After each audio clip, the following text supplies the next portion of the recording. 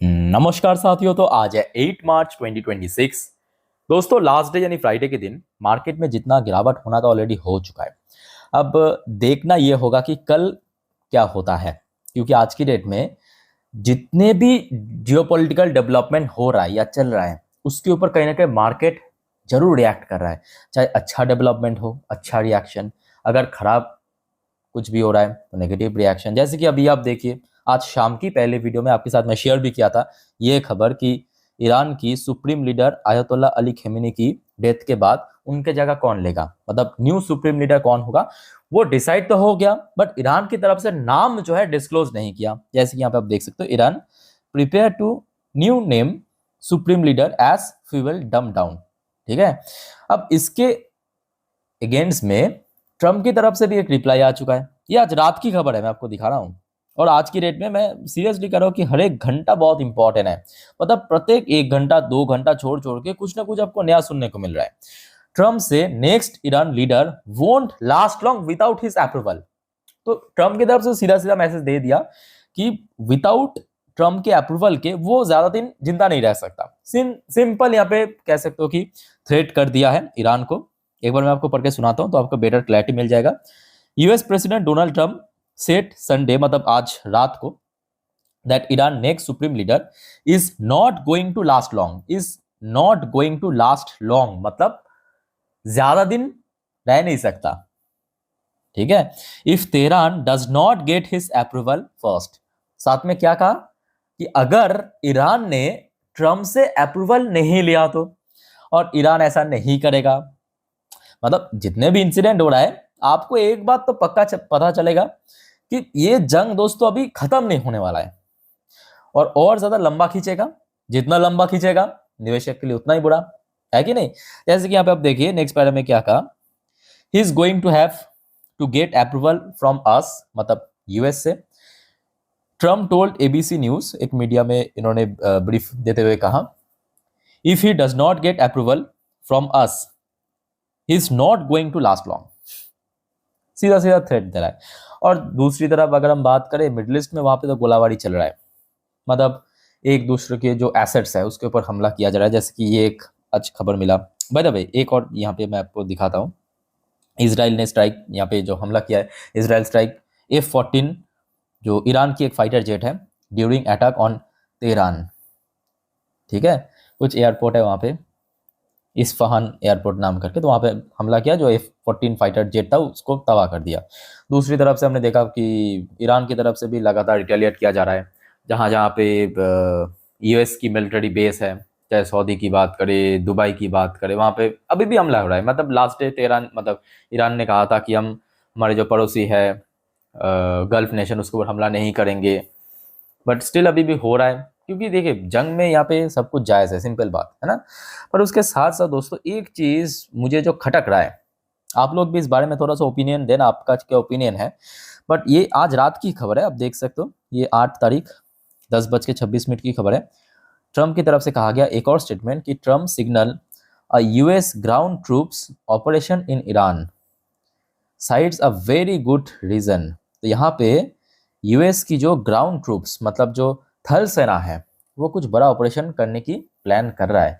और देखिए ये ऑपरेशन कितना सक्सेसफुल होगा नहीं होगा वो खैर फ्यूचर के ऊपर छोड़ दीजिए। बट जो पास्ट में हिस्ट्री रहा ना, कुछ कुछ देश है वहाँ पे आप सेना उतार के कभी जय नहीं हो सकते, मतलब आप जीत नहीं सकते, क्योंकि उसका जो जियोग्राफिकल टेरेन है, जियोग्राफिकल लोकेशन है, वो बहुत टफ है, बहुत टफ है। उनमें से एक है ईरान हो गया। अब आप अफगानिस्तान का आप देखें ना, दुनिया की सबसे बेहतरीन 2 देश मिलिट्री के मामले में, एक रशिया एक यूएस, दोनों ने कुछ कर ही नहीं पाया अफगानिस्तान पे, जबकि best of the best technology लेके। तो कुछ कुछ चीज ये है कि आप हमेशा मतलब ईगो में लेके यहाँ पे डिसीजन नहीं ले सकते। बट प्रॉब्लम ये है कि ये जो व्यक्ति है डोनाल्ड ट्रम्प, ये बहुत ही इगोइस्टिक है, और उनको लग रहा है कि मतलब यहाँ पे हम कुछ भी कर देंगे best of the best technology होने। बट ईरान ने, मुझे नहीं लगता ईरान पे आप ग्राउंड ट्रूप्स को उतार के कुछ बड़ा हासिल कर सकते हैं। अब देखना होगा कि अल्टीमेटली क्या होता है, ये तो फ्यूचर है। बस मेरा अपना ओपिनियन शेयर करो, बाकी दोस्तों आप लोगों का इस बारे में क्या ओपिनियन है आप भी शेयर कीजिए। बट दूसरी तरफ ये भी फैक्ट है कि यहाँ पे ईरान को भी थोड़ा समझने की आवश्यकता है, क्योंकि ईरान की जो मेन हथियार है ईरान की मिसाइल, याद रखना। और ईरान की मिसाइल जो है लगातार फायरिंग चल रहा है और वो रडार पे भी आ रहा है। और यूएस और इसराइल की बात क्या है, उसके पास जो मॉडर्न एयरक्राफ्ट है, मतलब जो F-35 F-22 रैप्टर, वो पकड़ में नहीं आ रहा है ईरान की रडार पे, जिस वजह से बहुत आसानी से अंदर घुस पा रहा है। आपने देखा होगा रिसेंटली, जैसे कि ये वाली आप इंसिडेंट देखिए, इसराइल ने स्ट्राइक किया है जो ईरान की तेहरान पे एक एयरपोर्ट में। अब ज़रा सोचिए, इसराइल वहाँ से यहाँ तक पहुँच गया और ये स्ट्राइक कोई मिसाइल हमला नहीं हुआ, फाइटर जेट्स के थ्रू हुआ। F-35 जो लाइटनिंग है, यूएस मेड जो फाइटर जेट यूज़ करता है इसराइल, उसको लेके घुस गया वहाँ पे, बमबारी करके वापस आ गया। अब देखिए, दोनों पक्ष की तरफ से कोई हार मानने वाला नहीं है, बट बेफालतू जो आम जनता है वो भुगत रहा है ना। आज उसके साथ साथ एक और यहाँ पे जो खबर मिला है, ईरान की जो गार्ड है, मतलब वहाँ की जो आर्मी को गार्ड कहा जाता है, ईरान की जो गार्ड है, से can fight intense war for 6 month. दोस्तों यहाँ पे एक हफ्ता जंग से इतना हाल खराब हो चुका है। ये अगर और 6 महीना चला गया ना, तो ये निफ्टी 50 पाषाण काल में पहुंच जाएगा। मजाक नहीं कर रहा हूँ, सीरियसली कह रहा हूँ, निफ्टी 50 पाषाण काल में पहुंच जाएगा, स्टोन एज में पहुंच जाएगा निफ्टी 50। और अगर ये 6 महीना खींच गया भाई, तो ये तो बस ऐसे ही कह सकते हो कि एक टाइप का थ्रेट है। बट आशा रखता हूँ कि जल्दी ये जंग खत्म हो जाएगा। ये देखिए, आज संडे के दिन ये सब बयान, अभी तो सिर्फ बयानबाजी चल रहा है एक दूसरे के ऊपर। देखे, Iran can fight N intense war against the United states and Israel for at least 6 months, the Revolutionary Guard said in a statement carried by the FAN news agency on Sunday. भाई दोस्तों, इस बारे में आप लोगों का क्या विचार है, कमेंट करके बताइए। मतलब ये जंग अगर और 6 महीना खींच गया तो क्या हो सकता है आपके हिसाब से? मैं तो बता रहा हूँ कि ये आराम से निफ्टी 50 और स्टोन एज में पहुंच जाएगा। भाई तो उसके साथ रशिया की तरफ से फाइनली एक, मतलब कह सकते हो कि डायरेक्ट ओपिनियन आया है, या आप कह सकते हो कि डायरेक्ट सपोर्ट के ऊपर ओपिनियन आया है इस मुद्दों पे। रशिया अब क्या कह रहा है कि देखिए, रशिया से it is not neutral in Iran Israel conflict.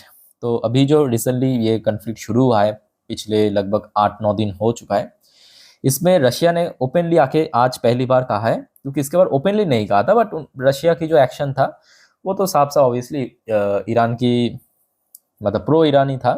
But अभी रशिया ने आके ये एकदम ओपनली कह दिया कि Russia has openly backed Iran in its conflict with Israel, saying it is not neutral in the ongoing crisis. साथ में ये भी कहा, देखिए, according to the report by the Sky News, Russia's ambassador to the United Kingdom, उन्होंने कहा, said Moscow stand in solidarity with Tehran and believe the western narrative surrounding the conflict is unfair. तो यहाँ पे सीधा सीधा आप कह सकते हो ईरान, अब देखिए रशिया जो ईरान के पक्ष ले रहा है ये स्वाभाविक है, नेचुरल है, क्योंकि ऑलरेडी हमने देखा कि 2000, आई थिंक कि मैं गलत नहीं हूँ तो 2022 या तो 21 में, मतलब लॉकडाउन के बाद ही ईरान और रशिया के बीच एक बहुत वाइटल एग्रीमेंट साइन हुआ हुआ था कि यही डिफेंस पैक्ट को लेके, ठीक है, कि अगर कोई भी देश ईरान के ऊपर हमला किया तो रशिया उसको सपोर्ट करेगा या डिफेंस एड प्रोवाइड करेगा, ऐसा कुछ जो एग्रीमेंट साइन हुआ था। तो जिसके तहत यहाँ पे हमने देखा कि जब से ये जंग शुरू हुआ, जो इसराइल की या यूएस की जो मिलिट्री बेस की स्ट्रेटेजिक लोकेशन मैप वगैरह, क्योंकि अगर आप देखेंगे थोड़ा स्टडी करके, ईरान की जो टेक्नोलॉजी उतना बेहतर नहीं है, रशिया के पास वो मॉडर्न टेक्नोलॉजी है जो एक्चुअली चाहिए ईरान को। तो लगातार हमने देखा जो स्ट्रेटेजिक लोकेशन, इंपॉर्टेंट एसेट्स कहाँ पे है, वो जो मैपिंग, वो सब प्रोवाइड कर रहा है रशिया। अभी तक इनडायरेक्टली कर रहा था, अभी डायरेक्टली कर रहा है, ठीक है। अब देखना होगा कि अब ये जंग और कितने दिन आगे सस्टेन होता है। बट वैसे भारत बहुत ज़बरदस्त काम कर रहा है। भारत, देखिए, मैं कहूँगा अभी तक जो बाकी मतलब बड़े बड़े देश भी नहीं कर पा रहे, भारत कर रहा है। क्योंकि भारत, आपको पता ही होगा, मतलब जो भारतीय लोग हैं काफ़ी भारी मात्रा में जो मिडिल ईस्ट में अलग अलग गल्फ नेशन पे काम के लिए जाते हैं, तो वो लोग तो वहाँ पे फंसा पड़ा है ना, उनको वापस लाने में सक्सेसफुल रहा और अभी भी ला रहा है, ऐसा नहीं कि खत्म हो गया, अभी भी ला रहा है। Over 52,000 Indians return home from crisis hit West Asia since 1 March. जब से दोस्तों ये हुआ है तब से लेकर अभी तक लगभग 52,000 से ज़्यादा भारतीयों को वापस ला चुका है घर में। तो ऑब्वियसली बात है, भारत यहाँ पे बहुत जबरदस्त काम कर रहा है। और हमारे जो एयर इंडिया है वो भी लगातार बैक टू बैक सर्विस दे रहा है और ज़्यादा वहाँ पे, जहाँ पे दूसरे आप देखिए जो एयरक्राफ्ट है, मतलब जो एरोप्लेन है, वो जाने के लिए मना है। बट भारत के आज के डेट में डिप्लोमेसी, आप देखिए जो लोग कहते हैं कि भारत की डिप्लोमेसी फॉरेन पॉलिसी को मतलब उंगली उठाता है, भाई उनको समझने की आवश्यकता है कि जहाँ पे यूएस इसराइल की इतना क्लोज एलाई, वो यहाँ पे सेफली अपने जो देश की जनता है उसको नहीं निकाल पा रहा है, और भारत यहाँ पे सक्सेसफुल रहा इस मिशन पे, है ना। तो यहाँ पे देखिए जो जिस काम में अच्छा कर रहा है वहां पे तारीफ करना भी सही है। अच्छा नेक्स्ट देखिए, एक और रिपोर्ट आ रहा है आपके पीयूष गोयल साहब की तरफ से, जो भारत और यूएस की ट्रेड डील की बेस पे, US deal likely to be worked out 3 to 4 months, अभी थोड़ा सा डिले हो सकता है एक्चुअली। जो रिसेंटली सुनने को मिल रहा था कि 1-2 महीने, मतलब लगभग 1 महीने के अंदर होने का चांस है, अप्रैल के अंदर। तो यह भी जो इनकी तरफ से आज की अपडेट है, इन्होंने कहा कि अगले 3 से 4 महीना भी लग सकता है भारत और यूएस के बीच जो ट्रेड डील, मतलब जो फाइनल एग्रीमेंट आप कह सकते हो। अभी तो बस मतलब ऐसे ही जो यूएस की तरफ से या भारत की तरफ से बस ऐसे ही हुआ है, बट अभी एग्रीमेंट मतलब साइन वगैरह नहीं हुआ, ऑफिशियल डॉक्यूमेंट्स पे साइन नहीं हुआ। वो अगले 3 से 4 महीने के अंदर हो सकता है, ठीक है। सो दोस्तों कुल मिला के माहौल कुछ इस प्रकार की है, तो आप भली भांति समझ पा रहे हो कि बिल्कुल ही बाजार की फेवर में तो नहीं है। अब देखना होगा कि कल क्या होता है। अब जो आपको मैं लास्ट वीडियो में कहा था, याद होगा कि सुबह सुबह मैं आपको मेरे इंस्टाग्राम स्टोरी में दे दूंगा आपकी गिफ्ट निफ्टी, डॉ जोन्स एंड नैस्डैक फ्यूचर की अपडेट। सुबह देख जरूर लेना, लिंक आपको नीचे मिल जाएगा। बिकॉज आपको सुबह की जो मतलब मार्केट किस तरफ खुल सकते है उसका बारे में एग्जैक्टली पता चल जाएगा, ठीक है। और दोस्तों देखिए ऑलरेडी मैं आज 5 वीडियो दे चुका हूँ, सारे मार्केट के लिए वाइटल है। हो सकता है कि देखिए आज मैच था इंडिया वर्सेस न्यूजीलैंड की, भारत ने आज जीत गया, very very congratulate Indian team को। सो हो सकता है कि आप लोग बिजी थे उस टाइम पे, तो हो सके एक बार चैनल पे विजिट करके चेकआउट कर लेना, ठीक है, और चैनल को सब्सक्राइब करके रखना।